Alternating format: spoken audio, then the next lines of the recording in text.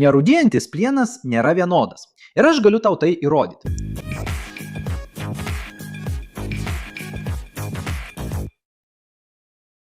Sveiki inžinerijos entuziastai, šiandien kalbėsime apie medžiagą, kuri šiuo metu tiesioginė prasme jūs supa. Taip, tikriausiai nuo jūsų vos už kelių metrų yra nerūdijančio plieno. Jis gali būti jūsų virtuvėje, ligoninėje, automobilyje ar net didelėje pramoninėje struktūroje. Nerūdijantis plienas yra visur ir ne be priežasties. Jis yra ilgaamžiškumo, higienos ir atsparumo sinonimas. Tačiau yra viena svarbi detalė, kurią daugelis ignoruoja. Ne visas nerūdijantis plienas yra vienodas. Ir tikėti tuo gali kainuoti brangiai, labai brangiai. Pasirinkus netinkamą tipą gali atsirasti korozija, medžiagos pažeidimai ir nuostoliai. Taigi, pradėkime nuo pradžių. Kas daro nerūdijantį plieną nerūdijančiu? Atsakymas slypi chromo sudėtyje. Turėdamas bent 10,5% chromo sudėtyje, plienas suformuoja nematomą sluoksnį paviršiuje, apsauginę plėvelę, kuri neleidžia atsirasti korozijai. Ir kas įspūdingiausia, šis sluoksnis atsinaujina pats. Būtent tai ir leidžia nerūdijančiam plienui atsispirti rūdims. Tačiau tai tik istorijos pradžia, nes egzistuoja visa nerūdijančio plieno šeima su skirtingomis sudėtimis ir visiškai skirtingomis savybėmis. Ir čia prasideda tikrasis žaidimas. Pradėkime nuo pačių dažniausių – austenitinių. Jie yra rinkos numylėtiniai. Universalūs, lengvai apdirbami, atsparūs korozijai ir dažniausiai nemagnetiniai. Klasikinis pavyzdys – garsusis 304. Jis yra universalus nerūdijančio plieno variantas. Jis naudojamas puoduose, kriauklėse, pramoniniuose rezervuaruose, ligoninės įrangoje. Tačiau jis nėra tobulas. Aplinkos, kuriuose yra daug chloro, pavyzdžiui, pajūrio regionai ar baseinai, gali sukelti koroziją. Čia praverčia 316 plienas. O skirtumas tas, kad jis turi molibdeną. Šis elementas labai padidina atsparumą korozijai, ypač prieš chloridus. O rezultatas tas, kad jis naudojamas agresyvesnėse aplinkose, chemijos, laivybos, farmacijos pramonėje. Bet žinoma, jis kainuoja gerokai brangiau.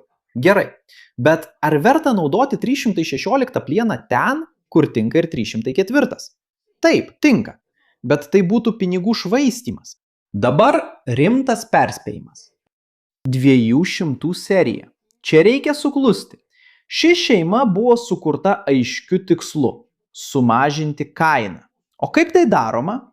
Pakeičiant nikelį, kuris yra brangus, manganų ir azotų. Iki čia viskas gerai. Problema yra tai, kas ateina kartu su šiuo pakeitimu. Mes kalbame apie drastišką nikelio sumažinimą. Nuo maždaug 8, tai yra 8% kai kuriais atvejais, iki maždaug 1%. Tai tiesiogiai veikia atsparumą korozijai. Ir iš esmės jūs silpninat būtent tai, kas daro nerūdijantį plieną nerūdijančiu – pasyvinį sluoksnį. Ir dar daugiau. Toks taupimas beveik visada eina kartu su kitu kritiniu sumažinimu. Chromas, kuris sumažėja nuo maždaug 18% iki maždaug 13%. Kitaip tariant, jūs sumažinate 2 pagrindinius elementus atsakingus už medžiagos apsaugą. O rezultatas yra plienas, kuris atrodo kaip nerūdijantis, bet iš tikrųjų daug labiau linkęs rūdyti. Ir čia atsiranda dar vienas pavojingas aspektas. 200 serijos plienai išlieka austenitiniai, tai yra nemagnetiniai. Taigi tas magneto testas neveikia. Jūs galite manyti, kad perkate medžiagą lygiavertę 304 plienui, nors iš tikrųjų gaunate gerokai prastesnių savybių medžiagą. Tačiau tai nereiškia, kad 200 serija yra visiškai nenaudinga. Ji gerai gali būti naudojama, bet tik ten, kur reikalavimai atsparumui korozijai yra maži ir aplinka yra kontroliuojama. Problema kyla tada, kai ji naudojama netinkamoje vietoje arba parduodama kaip tai, kuo ji nėra. Tada nuostoliai atsiranda labai greitai. Dabar pakalbėkime apie feritinius. Jie turi visai kitokią paskirtį. Tai yra chromo pagrindu pagaminti plienai su mažu anglies kiekiu, dažniausiai be nikelio arba su labai mažais jo kiekiais. Ir tai sukelia 2 svarbias pasekmes. Pirma, jie yra magnetiniai. Taip, čia magnetas prilimpa be jokių diskusijų.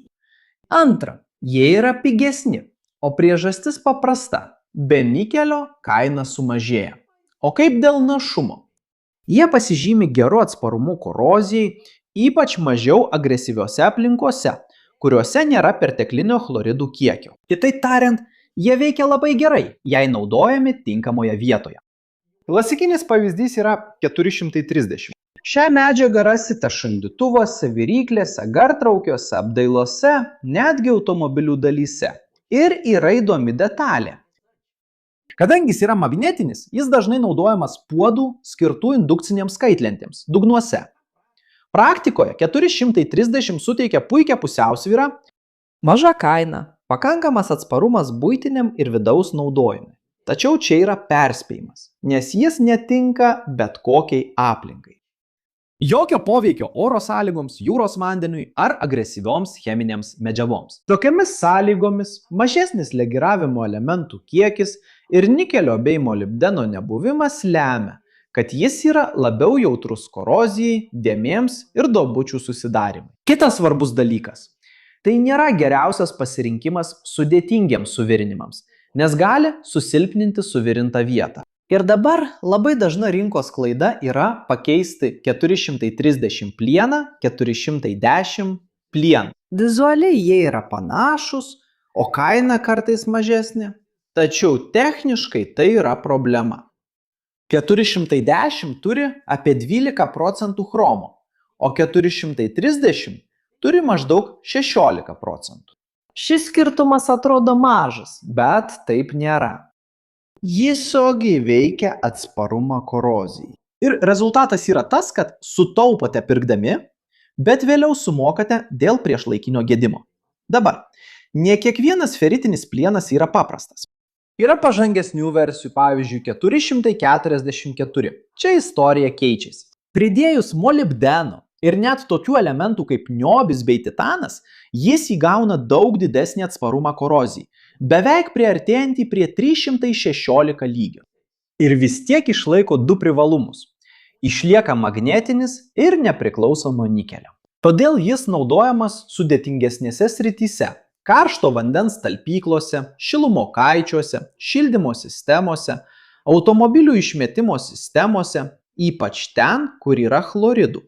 Tačiau kaina vis dar išlieka svarbiu veiksniu. Tačiau net ir taip jis turi savo apribojimų. Feritiniai plienai apskritai turi mažesnį plastiškumą nei austenitiniai. Tai reiškia, kad jie nėra idealūs labai sudėtingoms formoms ar taikymams, kuriems reikia didelio tasumo. Bet tada kyla klausimas. Jei man tikrai reikia labai kieto nerūdijančio plieno, kuris galėtų pjauti, atsispirti dėvėjimuisi ir išlaikyti aštrumą, tada mes visiškai keičiame plieno šeimą. Sprendimas slypi martensitiniuose plienuose. Tai yra nerūdijančio plieno šeimos galiūnai. Čia atsiranda pagrindinis elementas – daugiau anglies. Su chromu, didesniu anglies kiekiu ir terminiu apdorojimu, tokiu kaip grūdinimas ir atleidimas, šie plienai pasiekia itin aukštą kietumo ir mechaninio atsparumo lygį. O rezultatas – medžiaga sukurta dėvėjimuisi, smūgiams ir pjovimui. Ir taip, kaip ir feritiniai, jie taip pat yra magnetiniai. Klasikinis pavyzdys yra 420. Šis plienas naudojamas peiliuose, chirurginiuose instrumentuose, įrankiuose, velenuose, guoliuose, visur, kur reikia atlaikyti smūgius ir išlaikyti našumą. Didžiausia šio plieno dorybė yra aiški – išlaikyti ašmenų aštrumą. Todėl martensitinės plieno variacijos su daugiau legiravimo elementų, tokių kaip chromas ir molibdenas, yra plačiai naudojamos profesionalioje peiliadirbystėje. Kai reikalaujama tikslaus pjovimo ir ilgamžiškumo, būtent tokio tipo plienas ir naudojamas. Tačiau tai turi savo kainą ir čia daugelis žmonių klysta. Kietumas pasiekiamas atsisakant atsparumo korozijai. Martensitinis plienas nėra skirtas agresyviai aplinkai. Jokio jūros vandens, stiprios chemijos ar nuolatinio poveikio korozijai. Ir dar daugiau, jie taip pat nėra idealūs ten, kur reikalingas didelis tasumas. Kitaip tariant, gali būti jautresni smūgiams ir lūžti be didelės išankstinės deformacijos. Kitaip tariant, martensitinis plienas puikiai tinka, kai svarbi kietumas ir atsparumas dilimui. Bet kitais atvejais tai gali būti neteisingas ir brangus pasirinkimas. O jei norite geriausių iš abiejų pasaulių, tuomet jums tikriausiai reikės dvifazio nerūdijančio plieno. Pavadinimas jau duoda užuominą. Kalbame apie plieną su dviguba mikrostruktūra. Pusiau austenitinė, pusiau feritinė. Pusiau feritinė. Ką tai reiškia praktiškai? Jis pasiema geriausias kiekvienos šeimos savybės ir sujungia jas į vieną. Didelis atsparumas korozijai, ypač duobeliniai ir įtempių korozijai, ir tuo pačiu metu daug didesnis mechaninis stiprumas nei tradicinių austenitinių plienų. Taip. Jis yra magnetinis. Vienas žinomiausių pavyzdžių yra 2205.